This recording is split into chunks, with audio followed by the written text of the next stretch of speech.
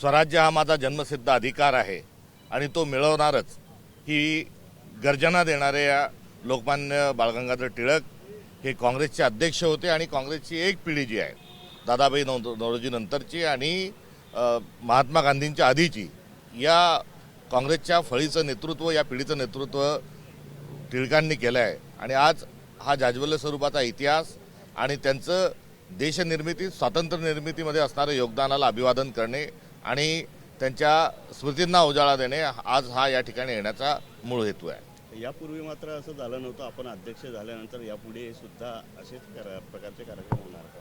नाही, यापूर्वी पण टिळक हे काँग्रेस पक्षाचे अध्यक्ष होते आणि त्याचा स्वाभाविक स्वरूपाचा एक अभिमान नोंदच नव्हे तर ही आमच्याजवळ आहे। त्यामुळे 9 ऑगस्टच्या क्रांती दिनाच्या कार्यक्रमाच्या निमित्तानं ऑगस्ट क्रांती मैदानात जाणे, नंतर तेजपाल सभागृहात जाणे आणि 1 तारखेला 1 ऑगस्टला पक्षाच्या वतीनं अध्यक्ष या नात्यानं किंवा आमचे प्रतिनिधी इथे येणे ही असणारी आमची परंपरा आहे। विधिमंडळात काल कोकाट्यांचं जे आहे ते खातेबदल केलेलं आहे, काय वाटतं तुम्हाला? तुम्ही राजीनाम्याची मागणी केली होती परंतु त्यांचं ते खातं बदलण्यात आलं। राजीनामा यांना द्यायचा नाही कारण हे बेशरम आणि लाचार अशा प्रकारचं एक सरकार आहे। त्यामुळे एवढे मोठे मोठे कांड होत असताना जेव्हा आपण खाते बदलतात तेव्हा ते दोषी होतात, ते पत्ते खेळतच होते हे त्यांना मान्य आहे आणि आता तो त्यांच्या निर्लज्जपणाचा कळस असा की तुम्ही रमी खेळता का, चला मग आता क्रीडा विभागाची जबाबदारी सांभाळा आणि रमी या खेळाला आता आंतरराष्ट्रीय स्तरावर मान्यता द्या, त्याला ऑलिम्पिक स्पर्धेमध्ये सहभागी करा, त्याला एशियाड स्पर्धेमध्ये सहभागी करा आणि आता रमी खेळणाऱ्या माणसाला शिवछत्रपती पुरस्कार आणि द्रोणाचार्य पुरस्कार महाराष्ट्र शासनाचे द्या, ही त्यांच्याकडून असणारी आता या सरकारची अपेक्षा आणि त्याकरता त्यांना बहुतेक क्रीडा खातं दिलं असावं। सामाजिक काल मालेगाव बॉम्बस्फोट प्रकरणी जे आहे ते निकाल लागले, मात्र अनेक आरोप होताना पाहायला मिळत आहेत। परमवीर सिंग यांनी जे आहे ते मोहन भागवतांना अटक करून अशा प्रकारचे आदेश दिले होते, असे माजी पोलीस अधिकारी बोलताना पाहायला मिळतात। या संदर्भामध्ये फार मोठी चर्चा ही महाराष्ट्रात घडून आलेली आहे आणि या निमित्तानं सरकारमध्येच मुश्रीफ साहेब आता मंत्री आहेत आणि त्यांच्याच भावांनी हू किल करकरे नावाचं एक पुस्तक लिहिलेलं आहे। या सगळ्या ज्यांनी काँग्रेसला माफी मागावी अशी हास्यास्पद मागणी केली आहे आणि कालपासून ते फार कांगावा करत आहे आणि त्यांना आता त्यांचा जो अजेंडा आहे, जो गोबेल्स नीतीचा वापर करण्याच्या अनुषंगाने जे सर्व आता त्याला दहशतवादाला रंग जे देत आहेत, या सगळ्यांना ते पुस्तक आता सप्रेम भेट स्वरूपात पाठवणार आहोत। आर पाटील साहेब त्या काळात काय बोलले याचा पण एक कात्रणाचा लेख हा त्यांच्याकडे पाठवण्याची आवश्यकता आहे। त्यामुळे याचं योग्यशीर तात्कालीन सगळ्या परिस्थितीचं डॉक्युमेंटेशन हे काँग्रेस पक्ष करून या सगळ्यांना देईल, ज्या निमित्तानं या सगळ्या गोष्टींचा उजाळा होईल। निकाल जरी काल न्यायालयाने दिला असला तरी खरा निकाल जो आहे तो देशाच्या गृहमंत्र्यांनी संसद भवनामध्ये 1 दिवस आधीच दिलेला होता, हे देखील या ठिकाणी खेदाने नमूद करावं असं वाटतं। सर, 2 निकाल आलेत, एक तर रेल्वे बॉम्बस्फोट खटल्यातले 11 आरोपी निर्दोष सुटले, त्यानंतर लागलीच मालेगाव बॉम्बस्फोट खटल्यातले जवळपास 7 आरोपी निर्दोष झाले। पहिल्या खटल्याचा जेव्हा निकाल आला रेल्वे बॉम्बस्फोटचा, तेव्हा ज्या आरोपींबद्दल बोलताना राज्याचे मुख्यमंत्री देवेंद्र फडणवीस म्हणाले की आम्ही यामध्ये सुप्रीम कोर्टामध्ये याला आव्हान देणार आहोत। मात्र कालच्या निकालाला आव्हान देणार का असा प्रश्न विचारल्यानंतर ते म्हणतात की हे एक षडयंत्र होतं आणि आता ते उघड पडलेलं आहे। हा दुटप्पीपणा, बोलायचं एक आणि करायचं एक, हा दुटप्पीपणा हा देवेंद्र फडणवीसांच्या व्यक्तिमत्वातला या निमित्तानं पुन्हा एकदा समोर आलेला आहे। त्याचा पुरावाही मिळाला आहे, ते किती खोटारडे आहेत हे या निमित्ताने आलेले आहेत आणि ते करत असताना त्यांनी शपथ घेतलेली आहे मुख्यमंत्री म्हणून करताना, आणि त्या शपथीचा जो एक आशय होता तो देखील त्यांनी मोडलेला आहे। कारण मी सत्सद बुद्धीने काम करेल, मी कुठलाही अभिनिवेश हा ठेवणार नाही, लोभ ठेवणार नाही आणि एकूण संविधानानुसार काम करेल अशी मुख्यमंत्र्यांनी शपथ घेतल्यावर आता जर ते शपथीचं पालन करत नसतील आणि दहशतवादाला कोणताही धर्म नाही, दहशतवाद हा केवळ दहशतवाद आहे आणि अशा परिस्थितीत एका घटनेला एक न्याय आणि दुसऱ्या घटनेला दुसरा न्याय हा नैतिकतेला आणि त्यांनी घेतलेल्या शपथेला धरून नाही। त्यामुळे शपथ आणि नैतिकता हे दोन्ही धर्म आपल्याला शिकवणूक देत असतो, हे दोन्ही धर्मातून ही मूल्य येतात आणि दोन्ही मूल्य जर देवेंद्र फडणवीस जर पाळत नसतील तर ते अधर्मी आहेत। उद्या शेकापचा वर्धापन दिन आहे राज ठाकरे उपस्थित राहणार आहेत, कुठेतरी राजकीय समीकरण बदलतं।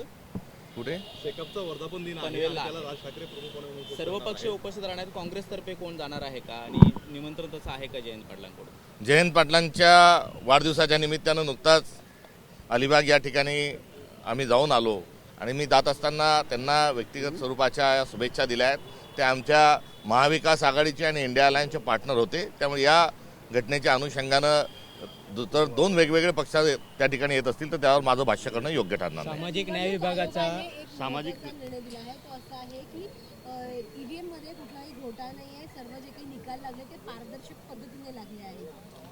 आता जर चोरच आहे तोच म्हणतो, तोच ठाणेदार आणि तोच चौकशी करतो आणि तोच जज आहे, तर निवडणूक आयोगावरच आरोप आहे आणि निवडणूक आयोगच आता कांगावत करत सुटला की काही झालं नाही, हे हास्यास्पद आहे. कालचा लागलेला निकाल आणि पाठोपाठ निवडणूक आयोगाने केलेली टिप्पणी ही एकाच नाण्याच्या दोन बाजू आहेत. सामाजिक न्याय विभागाचा निधी 410 कोटी लाडके बहीण योजनेसाठी पुन्हा एकदा वर्ग करण्यात आला आणि प्रत्येक महिन्यात अशा पद्धतीने हा निधी वर्ग करण्यात येणार. आम्ही वारंवार सांगत आलोय की हे सरकार चुकीच्या पद्धतीने सत्तेवर आलेलं आहे आणि असंवैधानिक आहे. त्यामुळे एक असंवैधानिक आणि चुकीच्या पद्धतीने जे सरकार स्थापन होईल ते चुकीचेच कामं करेल. वास्तविक पाहता सामाजिक न्याय विभागाचा, आदिवासी विभागाचा हा निधी जो आहे कुठल्याच परिस्थितीत दुसरीकडे वळवता येत नाही. मात्र सातत्याने नियमांचं उल्लंघन आणि संविधानाची पायमल्ली हे सतत सातत्याने करत आहेत. त्याचंच एक नवीन जिवंत ताजं उदाहरण. सर, काही दिवसापूर्वी काँग्रेसची एक नवी कार्यकारिणी जाहीर झाली. त्यामध्ये सांगलीतले मुन्नाभाई कुर्णे नावाचे एक पदाधिकारी आहेत, त्यांना आपण सरचिटणीस हे पद दिलेलं आहे. मात्र तेच म्हणतायत की मी स्वतः राष्ट्रवादी अजित पवार गटामध्ये आहे, मला पद कसं दिलं काँग्रेसने तेच कळत नाही. बरोबर आहे. त्या ठिकाणून स्थानिक पातळीवरून ज्या काही शिफारशी होत्या त्यातला तो एक भाग होता. मात्र ते नाव सारदम्य आहे, त्यामुळे तो धचामा कुठेतरी केला जात आहे. तुम्ही अध्यक्षपदी विराजमान झाल्यानंतर अनेक काँग्रेसचे माजी आमदार असतील, नेते असतील, काँग्रेस सोडत असल्याची चर्चा आहे. कुठेतरी तुमच्यावर त्यांची नाराजी आहे म्हणून येत आहे का? कंट्रोल आणि कसं तुम्ही करणार? नाही, ह्या सगळ्या जो गेलेले आहेत त्यांचा बऱ्याच दिवसापासून जाण्याची चर्चा ही सुरू होती. मात्र सौदा बसत नव्हता म्हणून ते रखडलेले होते. जसा जसा सौदा बसला तसे तसे ते पक्ष सोडून गेलेत आणि जात असताना कोणत्याही माणसाने राजीनामा जो दिला तो पक्षावर नाराजी व्यक्त करून किंवा पक्षावर टीका करून गेलेला नाही. सगळ्यांचे राजीनामे जे आहेत वैयक्तिक कारणामुळे आम्ही पक्ष सोडून जात आहोत आणि पक्षाने आम्हाला अनेक पदं दिलेत अशा प्रकारचाच त्यांच्यामध्ये हा असणारा उल्लेख आहे. त्यामुळे ही काही गळती नसून ते नवीन येणाऱ्या कार्यकर्त्यांना कुठेतरी संधी निर्माण करून देत आहे. त्यामुळे त्यांच्या जाण्याने काँग्रेस पक्ष हा कमजोर होत नाही तर नव्यांना संधी मिळते. कारण जात असताना प्रत्येक माणूस बघा, प्रत्येकाने गेल्या 25-25, 30-30, 40-40 धुळ्याच्या प्रकरणात तर 1952 पासून एकाच घरात तिकीट जात होतं. आता कुठेतरी आम्हाला भाकरी फिरवण्याची संधी दिली करता गेल्या घरी सुखी राहा आणि नांदा सौख्य बरे ही असणारी आमची त्यांच्या असणारा संदेश आहे. तर दुसरीकडे काँग्रेस पक्ष हा विचारांच्या अनुषंगानं बळकट आहे. म्हणून एकेकाळी असं म्हटलं जात होतं की दगडी काँग्रेसवर उभा केला तो निवडून येतो. म्हणजे काय तर काँग्रेसचा विचार हा अत्यंत समर्थपणे सक्षमपणे त्या दिवशी वेळेस लोकांनी स्वीकारला होता. आता ग्लोबल्स निधीच्या माध्यमातून किंवा वारंवार खोटं बोलून एक भ्रम निर्माण करण्याचा हा काळ आहे. मात्र हा असत्य जे आहे त्याचा पर्दाफाश आता होत चाललेला आहे. त्यामुळे काँग्रेस पक्ष हा विचार आणि कार्यकर्त्यांच्या भरोश्यावर असणारा पक्ष आहे. नेत्यांना जायचंय तर त्यांनी खुशाल जावं ही भूमिका काँग्रेस पक्षाची आहे. यालाच अनुसरून नाही, सगळ्यांची जात असताना एक सभ्यतेचं काम म्हणून किंवा पक्ष अध्यक्ष किंवा पक्ष जो आहे आईसारखा असतो, त्या पक्ष आईसारखा असताना आईने जात असणाऱ्या मुलाशी जो संवाद साधला पाहिजे त्या अनुषंगानं प्रत्येक जाणाऱ्या माणसाशी हा संवाद पक्षाध्यक्ष किंवा एक प्रतिनिधी पाठवून हा संवाद स्थापित होत असतो. ते त्या ठिकाणी गेल्यानंतर जे बोलतात ते बोलणं फार रंजक आहे. ते व्यक्तिगत स्वरूपाचं आहे म्हणून जाहीर मला बोलणं शोभत नाही. ते जे सांगतात, जे मुद्दे सांगतात त्या मुद्द्यांचा सगळ्यांचा आशय हा एकच आहे की कुंपण शेत खात आहे.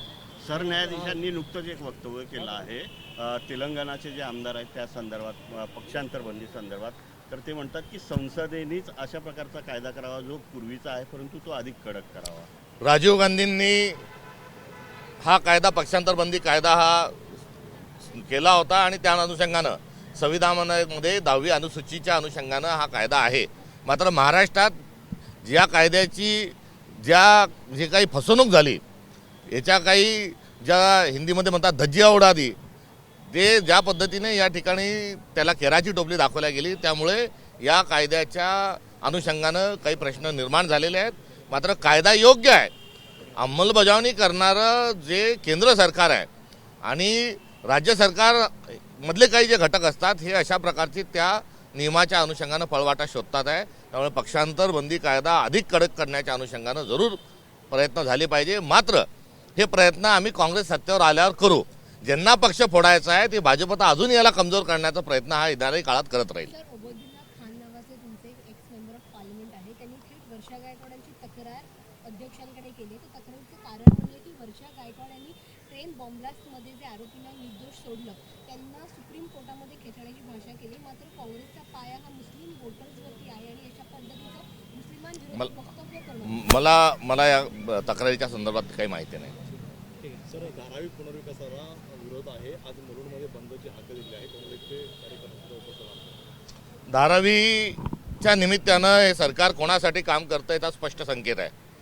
महाराष्ट्र हा विकायला काढलेला आहे. विकायला नव्हे तर फुकट जो आहे हा अडाणी अंबानींच्या घशात टाकला जात आहे.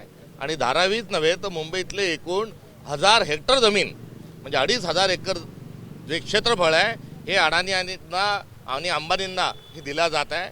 आणि त्यात धारावीची जी तिथला जो गृहउद्योग आहे तिथला जो कुटीर उद्योग आहे याच्यावर टाच घालत आहे. त्यामुळे सरकारनं एवढं क्रूर वागू नये आणि एवढी महागा मोलाची जी जमीन आहे ती फुकट देऊ नये आणि त्या तिथल्या असणाऱ्या भारतीय नागरिकांना देशोधडीला लावू नये ही त्यांच्याकडून असणारी अपेक्षा आहे. एबीपी माझा, उघडा डोळे बघा नीट.